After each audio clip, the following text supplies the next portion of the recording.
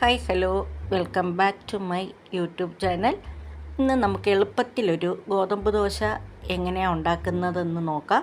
അതിനായി ഒരു കപ്പ് ഗോതമ്പ് പൊടി എടുത്തു. അതിലോട്ട് ഒരു ചെറിയ കഷ്ണം സവോള, ഒരു പച്ചമുളക്, കുറച്ച് കറിവേപ്പില ഇതെല്ലാം ചോപ്പറിലിട്ട് നന്നായിട്ടൊന്ന് ചോപ്പ് ചെയ്തെടുത്തു. നല്ല ചെറുതായിട്ട് തന്നെ ചോപ്പ് ചെയ്താണ് എടുത്തത്.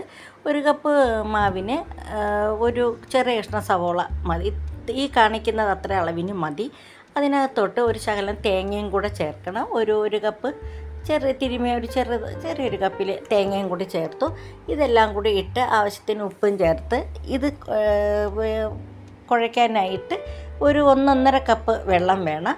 നമുക്ക് തവി കൊണ്ട് നന്നായിട്ട് സ്മൂത്തായിട്ട് കലക്കിയെടുക്കാൻ പറ്റിയില്ലെങ്കിൽ നമുക്ക് മിക്സഡ് ജാറിലിട്ടൊന്ന് അടിച്ചു എടുക്കാം. അപ്പം നന്നായിട്ട് മിക്സ് ചെയ്ത് കിട്ടുകയും ചെയ്യും.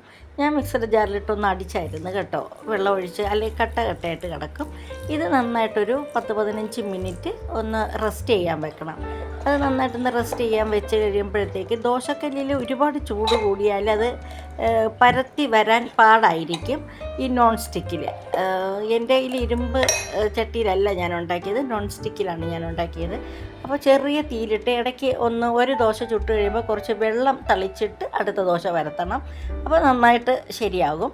ഞാൻ ഇതിനോടൊപ്പം ഒരു മാങ്ങ ചമ്മന്തിയാണ് അരച്ചത്. അതിനായിട്ട് ഞാൻ ഒരു കപ്പ് തേങ്ങ തിരുമ്മിയതാണ് എടുത്തത്. അതിലൊരു 3-4 ഉള്ളിയും ഒരു ശകലം പുള്ളിക്ക് ആവശ്യമായിട്ടുള്ളൊരു 3-4 കഷ്ണം മാങ്ങയും കൂടി ചേർത്തു. മാങ്ങയും കുറച്ച് കറിവേപ്പിലയും ആവശ്യത്തിന് ഉപ്പും ചേർത്ത് ഒരു സ്പൂൺ മുളക് പൊടിയും ഇതും കൂടി ചേർത്ത് നന്നായിട്ട് മിക്സഡ് ജാറിലിട്ടാണ് ഞാൻ അരച്ചെടുത്തത്. നല്ല കട്ടിയായിട്ട് തന്നെ അരയ്ക്കാൻ പറ്റും, അധികം വെള്ളം ഒഴിക്കരുത്. ഇതുപോലെ ഈ കാണുന്ന പോലെ തന്നെ നല്ല തിക്കായിട്ട് തന്നെ അരഞ്ഞ് കിട്ടും. വെള്ളം ഒഴിച്ചാൽ അതങ്ങ് പിന്നീട് വെള്ളം പോലെ ആകും, അതിനത്ര ടേസ്റ്റ് ഇല്ല. ഇത് ഞാൻ ആ ദോശയ്ക്കൊപ്പമുള്ള കറിയായിട്ടാണ് ഉപയോഗിച്ചത്. വീണ്ടും മറ്റൊരു വീഡിയോയുമായി കാണാം. ബൈ.